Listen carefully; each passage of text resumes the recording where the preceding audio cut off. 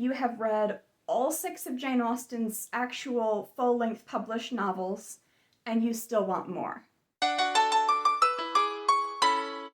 really wanted to do something by Jane Austen for my Catching Up on the Classics videos, but I've already read all 6 of her novels, so what I ended up deciding to do is I got this, which is some of her shorter works or unfinished works, and I read Sanditon.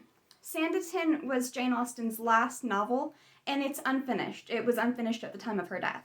So it's only the first 12 chapters of a novel.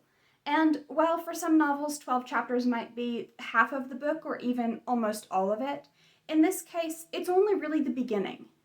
The main character is a young woman named Charlotte Haywood who is invited to stay with a new acquaintance of her family in the seaside resort town of Sanditon. Sanditon is like this up-and-coming vacation spot, basically, and the guy that she's staying with is helping to develop it and trying to bring people there as tourists. Charlotte and the reader meet some interesting characters that live in Sanditon, and it's not really clear at that point where it's going from there, and then it ends. So I don't really know what to say about Sanditon other than I think it could have been an interesting premise for a novel, and it's really a shame that it never got finished. There have been a lot of attempts to continue the story, some in the form of novels, and then there's also the TV show Sanditon, which I believe is coming back for season 2 pretty soon. I probably will watch the TV show at some point to see what they did with it. I would imagine that the events of the actual chapters that exist by Jane Austen would be maybe the first episode or 2. There's certainly not enough there to fill up an entire season. It's really just the beginning of a story. In this book, Sanditon starts here and ends here, so really not very much of it. I did like Charlotte as a main character. I'm not attached to her the way that I'm attached to, say, Elizabeth Bennet or Emma Woodhouse or any of the main characters of her other novels. I didn't dislike her in any way, I just felt like I didn't get to know her very well. I'm not 100% sure who the male love interest would be. I think it might be Sidney Parker, just based on how he's described and the significance that's put on him coming to Sanditon.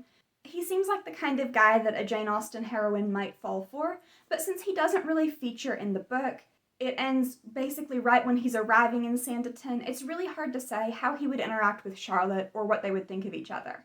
And I feel like there are a lot of kind of interweaving plot threads that are established early on, but that it's hard to guess where they would go from there. I would recommend it if you have read all 6 of Jane Austen's actual full-length published novels and you still want more. In fact, not that I've read anything else in here, but I would guess that that's probably this whole book, all of the stories in it. They're either works that she wrote when she was much younger, they're novellas, or in the case of Sanditon, they're unfinished works that she never had the chance to complete. I can see why it doesn't have the broad appeal of something like Pride and Prejudice, and I will say it's very frustrating to get to the end of chapter 12 and feel like the story is just getting going and now it's over.